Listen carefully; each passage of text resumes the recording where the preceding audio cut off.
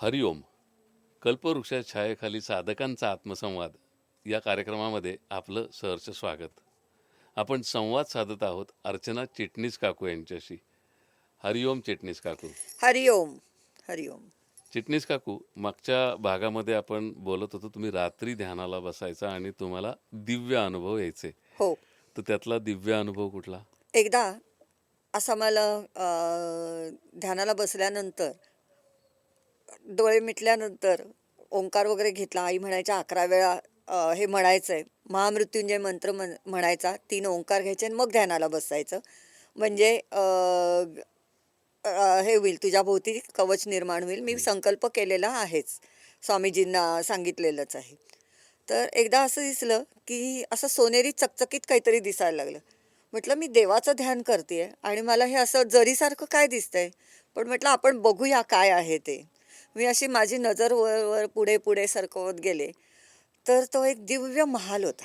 सोन्याचा महाल होता आणि आकाशामध्ये तरंगता होता. त्याला पूर्ण हिरे-माणकं, रत्नखचित असा तो महाल होता. पण त्याला कुठेही भिंती नव्हत्या. फक्त पिलर्स होते आणि तेही सोन्याचे होते आणि त्याच्यावरही अतिशय सुंदर नक्षीकाम केलेला असा तो महाल होता. आणि मी म्हटलं हा कोणाचा असेल? म्हणून मी असं एक-एक, एक-एक खोली पुढे, पुढे, पुढे सरकत जातेय आणि वरती बघितलं तर अंगठ्यापेक्षा मोठ्या अशा ज्योती अशा आधांतरी तरंगताना मला दिसल्या. मी म्हटलं हे काय असेल? हा कोणाचा महाल असेल? इंद्राचा म्हणावा तर इथे अप्सरा नाचत नाहीये. विष्णूंचा म्हणावा तर इथे लक्ष्मी दिसत नाहीये. मग हा कोणाचा असेल? असं करत करत अगदी शेवटच्या ह्याच्यापर्यंत मी गेले, तर तिथे एक मोठा सोन्याचा पलंग होता. बर. खूप मोठा पलंग होता. तोही रत्नखचित खूप कोरीवकाम केलेला होता आणि त्याच्यावरती असे लोडाला टेकून गणपती बसलेले वा. होते. प्रत्यक्ष गणपती बसले होते. ते जरी इतके मोठे होते, तरी इतके सुंदर आणि म्हणजे असे उगाचच बेडप किंवा असे नव्हते. कारण जवळ-जवळ 20 फूट उंची लांबीचा तरी तो पलंग असेल आणि त्याच्यावर ते तेवढ्या मोठ्या प्रमाणात असे ते गणपती झोपलेले होते. हम्म. अ, असे बसलेले होते म्हणजे लोडाला टेकून पाय पसरून. तर मी तिथे गेले, नमस्कार केला. तर तसे मी नमस्कार केल्याबरोबर ते असे उठून बसले आणि जेव्हा आपण परमेश्वराशी बोलतो ना, तेव्हा हं. आपलं तोंड हलत नाही किंवा जीभ हलत नाही. हो. हां, तर ते असं आतून हृदयातनं बोललं जातं. हृदयातनं हृदयात म्हणतात ना तसं. तसं ते म्हणाले, की "आलीस का? चल." असं म्हणून ते उठून उभे राहिले हं. आणि ते तरंगत, तरंगत कारण भिंती नव्हत्याच ना, तरंगत, तरंगत आम्ही आकाशात असे म्हणजे ते जायला लागले आणि त्यांनी मागे वळून अशी मला खूण केली, की "ये बरोबर." हं. आणि मी त्यांच्या पाठोपाठ जायला लागले. असं आकाशातनं चांदण्या दिसतायत. खूप सुंदर असा एक वेगळाच संधीप्रकाश पडलेला दिसला हं. आणि आम्ही असे तरंगत, तरंगत ते पुढे त्यांच्या मागे मी अशी चालली आहे. असं जाता-जाता खूप पुढे गेल्यानंतर शेषशाही विष्णू दिसले. ते असे शेषावरती निळंशार आकाश आणि खाली पाणी आहे, समुद्र असावा आणि त्याच्यावरती प्रत्यक्ष नाग म्हणजे शेष दिसतोय हं. आणि हं. हं. त्याच्यावरती विष्णू झोपलेले आहेत आणि त्यांचे चरण लक्ष्मी चेपतीये. हं. मग मला गणपतींनी परत मागे वळून अशी खूण केली, "नमस्कार केला का? दर्शन घेतलंस का?" मी दर्शन घेतलं, नमस्कार केला. त्यांना हो सांगितलं. मग असे परत आम्ही तरंगत, तरंगत पुढे गेलो. मग प्रत्यक्षात सरस्वती राजहंसावर बसलेली दिसली. इतकी सुंदर म्हणजे अतिशय देखणी आहे सरस्वती. वा. हं. त्यांचं मग त्यांनाही नमस्कार केला. परत गणपतींनी मागे वळून बघितलं, "दर्शन घेतलं का?" मी म्हटलं, "हो घेतलं." नमस्कार केला. आम्ही पुढे असे परत जायला लागलो. पुढे गेलो, तर आम्ही गिरनार पर्वतावर आलो अरे बापरे. आणि तिथे जी दत्त टेकडी किंवा एकदम हं. वरचं जे हे आहे, जिथे दत्तात्रयांच्या निर्गुण पादुका आहेत, हं. हं. तिथे हं. मला गणपती घेऊन गेले आणि तिथे गेल्यानंतर परत त्यांनी मागे वळून बघितलं आणि विचारलं, "दर्शन घेतलं का?" मी परत नमस्कार केला आणि मी त्यातनं जागी झाले. तर हा मला अनुभव साधारण पाऊण तास ते 1 तास येत होता. बापरे. इतका वेळ म्हणजे हे सगळं दृश्य मला असं दिसत होतं. हं. मग तेव्हा मी आईंना काही अनुभव असा जरा वेगळा आला ना, की मी लगेच आईंना सांगायला मिरजला जायची. तसं मी आईंना सांगितलं, की "आई मला आज असं-असं ध्यानामध्ये असं दिसलं." तर त्यावेळेला आई म्हणाल्या, "अगं एकदम तुझी 3 चक्र हे झाली." वा. म्हणजे गणपती म्हणजे नाभीचक्र, नंतर मूलाधार. मूलाधार हां. सॉरी नवहिनी सॉरी मूलाधार चक्र, हां. त्याच्यानंतर विष्णू दिसले. ते नाभी चक्रात. नाभीचक्र हां. आणि त्याच्यानंतर गुरु दत्तात्रयांचं हे झालं, ते ते. इथलं हो. भ्रूमध्यामधलं. वा. असं 3 चक्र एकदम तुझी एका वेळेला हे झाली जागृत म्हणून, झाले. जागृत झाली म्हणून पण म्हणजे सांगितलं. हा कुंडलिनी जागृतीचा अनुभव होता का? नाही, हा कुंडलिनीचा आहे. तो आधी बोलले ना मी, हां. की तो सोनेरी नाही म्हणजे पट्टा. कुंडलिनीचा पुढच्या प्रवासाचा. हो, पुढच्या प्रवास. कारण हा अनुभव आधी आला आणि नंतर तो अनुभव आलेला आहे. हां. म्हणजे तो जो सोनेरी पट्टा मला दिसला, हा ह्या अनुभवाच्या नंतर म्हणजे गणपतीच्या दर्शनाच्या हं. नंतर तो अनुभव आलेला पण आहे. मग त्याच अनुषंगाने मला हे विचारायचं की हं, कुंडलिनी जेव्हा जागृत होते, हं. तेव्हा साधकाला शारीरिक पीडेतून जावं लागतं. हो, तर तसे तुम्हाला काही त्रास झाले? हो, खूप. आणि म्हणजे मृत्यूचा अनुभव देते ना कुंडलिनी, तो हो. मला अगदी प्रत्यक्ष आला. म्हणजे माझी मृत्यू झालाय म्हणून डॉक्टरांनी डिक्लेअर केलं होतं. बापरे! म्हणजे हे त्या कुंडलिनी जागृतीच्या काळातला हा अनुभव हो आहे. का, त्या मग काळातला. तो काय अनुभव होता? तो अनुभव म्हणजे तो इतका म्हणजे खूपच दिव्य आणि खूपच मोठा अनुभव आहे, की मला डॉक्टरांनी सांगितलं, की तुम्हाला कॅन्सरची गाठ आहे बरं. पोटामध्ये आणि बायोप्सी करायची आहे. पण म्हणजे अचानक कॅन्सरची गाठ म्हणजे आधी पोट दुखायचं का तुमचं? हां, जरा म्हणजे माझं खरं युटरस काढलेला होता. बरं. तरीसुद्धा मला 7 वर्षानंतर परत मला पिरियड्सचा त्रास व्हायला लागला. हं. तर आता जर युटरसच काढला तर कुठनं हे होणार ना. हं, हं, हं. म्हणून दवाखान्यात गेले तर त्यांनी सांगितलं सोनोग्राफी करा. त्याच्यामध्ये गाठ आली आणि त्यांनी सांगितलं की ही तपासली पाहिजे. म्हणून डेरवणला जाऊन आम्ही त्याची बायोप्सी केली. टाटाचा रिपोर्ट आला की ती कॅन्सरची गाठ पण आहे. हे सगळं करण्याच्या आधी तुम्ही आईंना काहीच कळवलं नव्हतं? त्याच्या आधी म्हणजे कॅन्सरचा रिपोर्ट आल्यानंतर कळवलं. नंतर तोवर नव्हतं कळवलं. काही म्हणजे कळवलं. डेरवनला जाता हे आईनं नाही सांगितलं तुम्ही? नव्हतं सांगितलं. हं. आणि पहिलं म्हणजे पहिल्यांदी जेव्हा केली ना बायोप्सी तेव्हा नव्हतं सांगितलं. दुसऱ्या वेळेला सांगितलं होतं. तर पहिल्यांदी हे झालं कॅन्सरचा रिपोर्ट आला म्हटल्यानंतर मी आईंना फोन केला. तेव्हा आई जळगावला होत्या. बरं. आणि आईंना सांगितलं, की "आई असं-असं मला हे आलंय कॅन्सरचा रिपोर्ट आला आहे आणि तो पॉझिटिव्ह आलाय." तर आई मला म्हणाल्या, की "10 मिनिटांनी मला परत फोन कर. मी जळगावमध्ये आहे. माझ्याकडे तुझा फोन नंबर नाहीये." हं. तर म्हटलं, "ठीक आहे आई, मी 10 मिनिटांनी करते." पण 10 मिनिटाच्या आत आईंचाच मला फोन आला. बरं. हं. आणि म्हणाल्या, की "मी ध्यान लावून बघितलं, हं. की तुझ्या उजव्या बाजूला गाठ दिसतीये मला. मी ती तपासली, पण ती कॅन्सरची गाठ नाहीये. वाह! अनावश्यक वाढलेलं मांस आहे. तू घाबरू नकोस." हं. तर मी म्हटलं, "आई, जगातले सगळे डॉक्टर एका पारड्यामध्ये आणि तुम्ही एका पारड्यामध्ये आणि मी तुमच्याबरोबर. पण डॉक्टरांचं मत काय होतं? कॅन्सर आहे." बरं. मग त्यांनी ट्रीटमेंट पुढे हां, नाही त्यांनी मग सांगितलं, की सेकंड बायोप्सी करायची, बरं. की तो किती पसरला आहे, कुठल्या प्रकारचा आहे. कारण 35 प्रकारचे एकंदर कॅन्सर असतात म्हणून सांगितलं होतं. हं. त्यातला कुठला आहे ते आपल्याला बघायला पाहिजे. आणि त्याच्यासाठी म्हणून सेकंड बायोप्सीला मी गेले. मी अगदी खुशीत होते. जाताना अगदी म्हणजे घरातले सगळे ऑक्सिजनवर होते. हो. पण मी एकदम म्हणजे आईंवर पूर्ण भरोसा ना, विश्वास ना खरं पूर्ण. आहे. तर गेले तर अ, अगदी ट्रिपला गेल्यासारखी जाताना मस्त धबधबे वगैरे बघत गेले. हं. तिथे गेले, बायोप्सी केली. तेव्हा आपले भसीन डॉक्टर जे हो, आईंचे हो. अनुग्रहित आहेत, ते पण तिथे डेरवणच्या हॉस्पिटलला होते. ते होते माझ्याबरोबर. त्यांनी नाही ऑपरेशन केलं. कंकाळ म्हणून एक मॅडम होत्या त्यांनी केलं. तर त्यांनी अ, त्यांच्याकडनं काय चूक झाली का काय झालं माहिती नाही. मला आईंनी आधी सांगितलेलं होतं, की "तुला रक्ताचा काही प्रश्न येण्याची शक्यता आहे, तर तू रक्तवाढीसाठी म्हणून काहीतरी घे." आणि तेव्हा आईंनी मला मेहंदीचा काढा घ्यायला सांगितला. जेव्हा मी सेकंड बायोप्सीला गेले, तेव्हा 14 हिमोग्लोबिन होतं. ती बायोप्सी केली आणि माझं सकाळी 11 वाजता बायोप्सी केली. दुपारपर्यंत माझं 4 वर हिमोग्लोबिन आलं. बापरे! इतकं भयानक प्रमाणात ब्लीडिंग व्हायला लागलं. हं. आणि त्यांनी हात वर केले डॉक्टरांनी, की कॅन्सर फुटला बापरे! आणि आता आम्ही नाही वाचवू शकत. बरं. ते सकाळी 11 ते संध्याकाळी 7 एवढ्या वेळामध्ये 3 मोठी ऑपरेशन माझी झाली. पण ह्या काळात तुम्ही ऑपरेशन थिएटरमध्ये होता. हो. मग आईंशी संपर्क कोण साधत होतं? माझे मिस्टर हं. नाही मग ते घाबरूनच गेले होते. सुरुवातीला केला त्यांनी फोन, पण सुप्रिया नलावडे हो, आपल्या ज्या हो. अनुग्रहित आपल्या आहेत ज्येष्ठ साधिका. ज्येष्ठ साधिका, त्यांची मुलगीच तिथे डेरवणला डीन आहे. हो. तर त्या तिथेच होत्या. माझ्याजवळ होत्या आणि त्यांनी त्या सतत आईंशी कॉन्टॅक्ट करत होत्या. दिवस-रात्र म्हणजे, की "आई ती अशी सीरियस झाली, असं झालंय." तर आई एकच सांगत होत्या, की ती दुसऱ्या दिवशी 2:30 वाजेपर्यंत तिने जर हे काढलं, तर ती वाचेल. पण 2:30 नंतर म्हणजे 2:30 नंतर ती वाचेल, पण 2:30च्या आत काय होईल ते मी दुसऱ्या दिवशीच्या 2:30च्या आत मी काही सांगू शकत नाही. बापरे! म्हणजे जवळ गेल्यात हे हो, आहे हो, म्हणून. हो. रेडिएशन घ्यायचं ठरलं, कारण त्याच्याखेरीज थांबणंच शक्य नव्हतं. पण तिथे सोय नसल्यामुळे कराडला नेलं मला. हं. कराडला नेलं, तर तिथे मला ॲडमिट करून घेईना. कारण वाटेमध्येच डॉक्टरांनी डिक्लेअर केलं होतं, की डेड बॉडी त्यांच्या ताब्यात द्यायची बापरे! नातेवाईकांच्या हां. का सर्टिफिकेटसाठी परत उलटी दैरवणला आणायची. बापरे! हो, इतकी म्हणजे गेल्यातच जमा होतं. हं. पण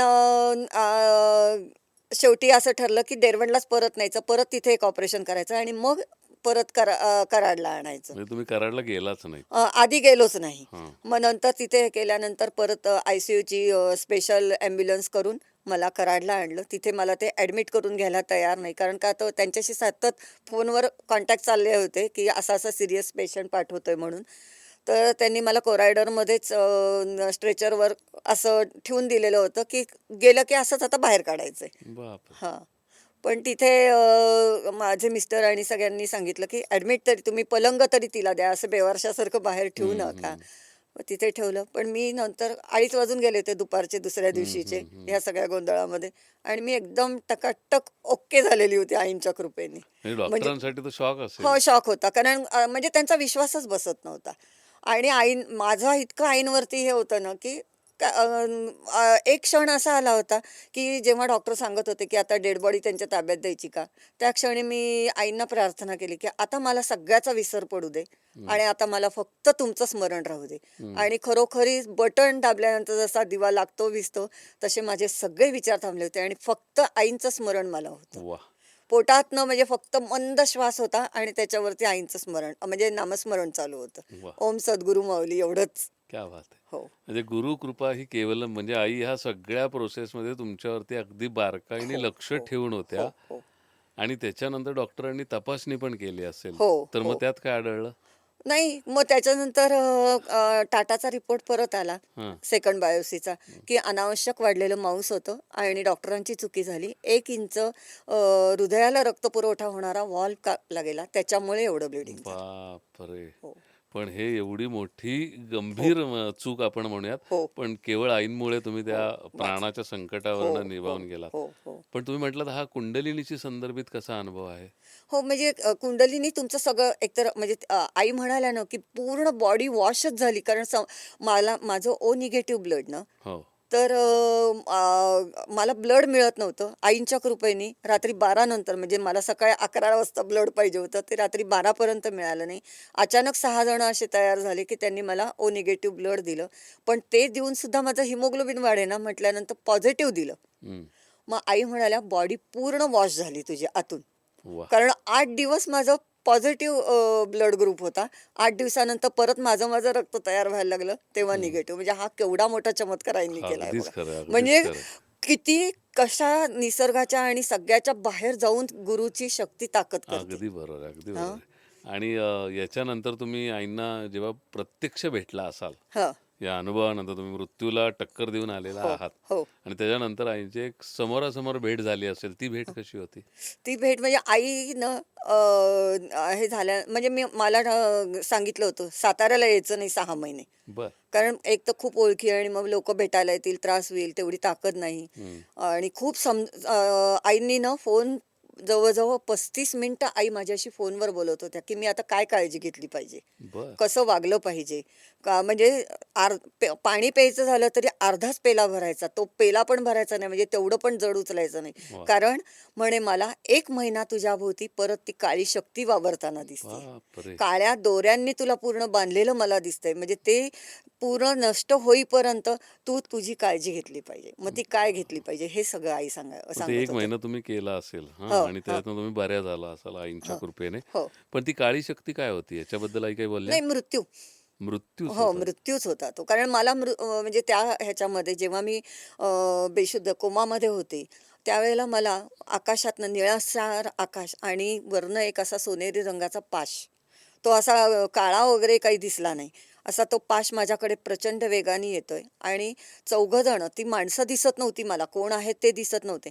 पण असं स्ट्रेचर म्हणा किंवा काहीतरी असं हे होतं आणि त्याच्यावरनं मला असं ना सोनेरी, सोनेरी मऊ, मऊ, मऊ असं काहीतरी होतं आणि त्याच्यातनं वर, वर, वर, वर इतक्या वेगाने घेऊन चाललेले होते, की ते तेवढंच फक्त मला आठवतं. तर तो मृत्यू होत. म्हणजे यमाचे दूत म्हणा किंवा यम म्हणा, ते घेऊन चालले होते आणि तो सोनेरी, सोनेरी म्हणजे ते काय माझी कर्म असतील किंवा काय असेल त्याच्यातनं ते मला पण म्हणजे तो मृत्यूयोग होता होता तुमचा आणि होता तो केवळ आईंनी आईनी का हो वाचवला. आईनी म्हणजे वाचवलं. आईंनी आपल्याला मृत्यूच्या दाढेतून बाहेर हो काढलंय. हो ही जेव्हा भावना तुमच्या मनात असेल, तेव्हा आईंकडे बघण्याचा दृष्टिकोन काय एकदम बदलला बदलला. असेल तुमचा? हो, कसं प्रश्नच नाही. कारण मी म्हणते ना, की माझे जे हे श्वास आहेत, हे आता माझे नाहीयेत. वाह! हे कारण हे आईंनीच दिलेले आहेत. कारण संपलेले होते माझे श्वास. पूर्ण संपलेले होते कारण डॉक्टरांनी डिक्लेअरच केलेलं होतं. मग हे जे श्वास आहेत ते आता आईंचेच आहेत ना. त्यांनीच दिलेले आहेत. त्यामुळे खरं आहे. फक्त त्या श्वासावरती आईंचाच हक्क आहे. वाह! क्या अगदी. बात है! ही माझी अगदी मनापासूनची धारणा म्हणा, श्रद्धा म्हणा, काही म्हणा. पण आता तुम्ही 1 महिना तुम्ही बरे झाला, हो, त्याच्यानंतर आईंनी तुम्हाला परत मिरजेला कधीतरी बोलावलं असेल. हो. ती भेट कशी होती? हो, ती पण नाही त्याच्या आधी आई मला म्हणजे मी मुंबईला गेले. आधी 3 महिने मी पुण्याला राहिले दिरांकडे. त्याच्यानंतर 3 महिने मला सांगितलं होतं टाटाला परत सगळ्या हं, टेस्ट करून घ्या. तर आई स्वतः हं. भेटायला मला आल्या होत्या कुठे? मुंबईला. म्हणजे मुंबईला. हो आणि ते म्हणजे ते दुसरं ऑपरेशनच्या आधीच्या ऑपरेशनच्या वेळेला 10व्या दिवशी आई माझ्या ऑपरेशनच्या नंतर भेटायला आल्या होत्या. बापरे! हो. आणि म्हणजे आई हार्ट पेशंट असून सुद्धा मुंबईसारख्या ठिकाणी चाळीतले 2 जिने चढून आई वाह! सकाळी 6:30 वाजता आल्या होत्या. तो जो काही प्रसंग, तो जो काही आनंद आहे ना दादा, तो अवर्णनीय आहे. अगदी खरं आहे. अवर्णनीय, की आपल्यासाठी गुरु येतो. म्हणजे मी तर अक्षरशः म्हणजे नुसतं येणार आहे त्यामुळे ह्यानी सुद्धा मला गळगळा रडू येत होतं, की आपल्यासाठी गुरु येतोय.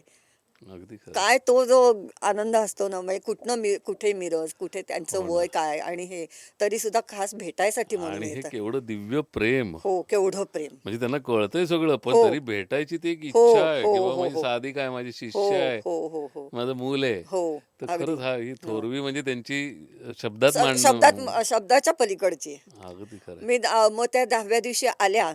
म मला खूप मोठं ऑपरेशन झाल्यामुळे खालती बसायचं नव्हतं. तर मी सगळ्यांना सांगून ठेवलं होतं, मी गुरूंच्या पुढे खुर्चीत बसणार नाही, कोचावर बसणार नाही, पलंगावर पण बसणार नाही. म्हणजे वरती बसणार नाही आणि खाली तर मला बसता येत नाही.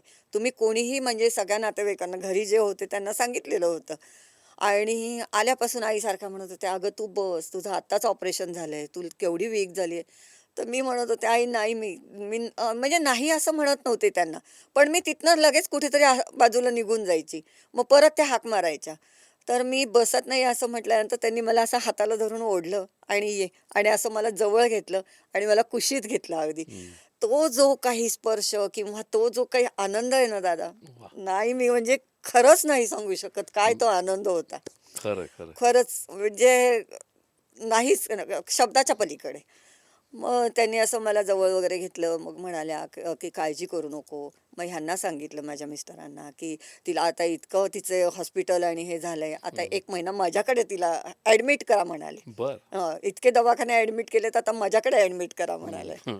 आणि मग म्हणजे त्याच्यानंतर मी 6 महिन्यानंतर सातारला आल्यानंतर एक 8-10 दिवस सातारला राहून महिनाभर आईंच्याकडे मिरजला राहायला गेले वाह! होते. म्हणजे तुम्हाला 1 हं. महिनाभराचा आईंचा सहवास हो, तिथे हो, लाभला. हो. आणि आता आईंच्या रूममध्येच मी राहत होते. क्या बात है! तिथेच झोपत होते. आईंची बरं. म्हणजे सगळी सेवा करायची. पण आई मला साधा मग सुद्धा पाण्याने भरलेला उचलून देत नव्हत्या. लगेच ओरडायच्या, "अगं, उचलू नको, तुझं ऑपरेशन झालंय, लक्षात ठेव जरा." म्हणजे इतकं बरं. ते प्रेम ना खरंच. एकदा चुकून मी ती टॉयलेट साफ करताना चुकून ॲसिडची बाटली उचलली, तरी सुद्धा ओरडल्या होत्या, "अगं, त्यांनी भासतं, ते ती आधी ठेव तू, बाजूला ठेव, बाजूला ठेव, त्याला हात लावू नको." म्हणजे त्यांची त्यामागची जी तळमळ होती, की हो. आपल्या शिष्याला हे होऊ नये, जखमा होऊ नये किंवा खरं आहे. लागू नये, भाजू नये किंवा काळजी. आता एवढं ऑपरेशन झालंय, तर काळजी. चिटणीस काकू तुम्ही आईंच्या लाडक्या, सगळं आपण आत्तापर्यंत बघितलंय. हो, लाडक्या लेकीला आईनी काय-काय भेटवस्तू दिल्या की नाही? हो. 4 साड्या दिल्या, पण चारीही भगव्या अबोली रंगाच्याच दिलेल्या आहेत. वाह! माझ्या सगळ्यात आवडती ही साडी आहे अर्चना, ही तुला छान वाटेल, ही माझी साडी तुला घे. नंतर एकदा खूप आजारी असताना सुद्धा हॉस्पिटलमध्ये साडी पाठवली. त्या साडीतनं अजूनही मला व्हायब्रेशन येतात. वाह! म्हणजे ती त्यांनी म्हणजे दुसरी कोणीतरी घेणार होती, पण तिने पैसे पण दिले होते त्या साडीचे. पण तिच्याकडनं ती मागून घेऊन मला ती पाठवली होती. अशा एकंदर 4 साड्या. हं, नंतर जेव्हा मी म्हणजे मृत्यूच्या ह्याच्यातनं उठून परत आईंकडे महिनाभर राहायला गेले, हं, तेव्हा आईंना कोणीतरी एक मोठा हार घातलेला होता. हं. तर तो हार त्यांनी मला दिला आणि सांगितलं, की "तू मृत्यूला हरवून आली आहेस, म्हणून हा माझा हार मी तुला देते." वाह! आणि असा तो हार दिलेला आहे. हं. नंतर पादुका तर सिद्ध पादुका करून होत्या. दिल्या आहे. हां, नंतर मारुतीचा फोटो सगळ्यांनाच दिला, हां. पण माझ्यासाठी तेव्हा मी येऊ शकले नव्हते. हं. तर तो फोटो त्यांनी माझ्यासाठी बाजूला ठेवला होता आणि सांगितला, की हा मारुती मी तुला सिद्ध करून दिलाय. वाह! हो. क्या बात है! असे नंतर शिवानंद स्वामींचा फोटो ऋषिकेशला त्या गेल्या होत्या. मला जाता आलं नव्हतं. तर तो फोटो पण त्यांनी माझ्यासाठी आणून खास दिला अगदी. म्हणजे आठवण ठेवून त्यांनी ऋषिकेशहून माझ्यासाठी स्वामीजींचा फोटो आणून दिला. म्हणजे थोडक्यात तुमच्याकडे आईंचा एक खूप मोठा खजिना आहे, हो, तो आहे. बघायला कधीतरी यायला अगदी हवं नक्की, तुमच्या नक्की. घरी. नक्की या, खूप आनंद होईल. दादा मला एक ना अनुभव सांगायचा आहे. त्यावेळेसचा म्हणजे आई भेटायला आल्या ना, त्यावेळेसचा मला एक अनुभव सांगायचा आहे. तुमचे सगळेच अनुभव आम्हाला ऐकायचेत. हं. पण इथे वेळ झाली आहे थांबण्याची. बरं. तर पुढच्या भागामध्ये तुमचे अनुभव मला काय साधकांना ऐकण्यास साधक उत्सुक आहेत. तर आपण पुढच्या भागात अगदी. नक्की भेटूयात त्या ह्याच्यासाठी. मला साधकांना इथे एक प्रश्न विचारायचा आहे, की डेरवणमध्ये चिटणीस काकूंना भेटलेल्या साधिकेचं नाव काय होतं? हे कॉमेंट्समध्ये सांगा. आणि हा एपिसोड तुम्हाला कसा वाटला हेही कॉमेंट्समध्ये लिहा. आपलं हे जे चॅनल आहे ते लाईक करा, सबस्क्राईब करा आणि इतरांना शेअरही करा. तुर्तास इथे थांबूयात. भेटूयात पुढच्या भागात. हरिओम. हरिओम.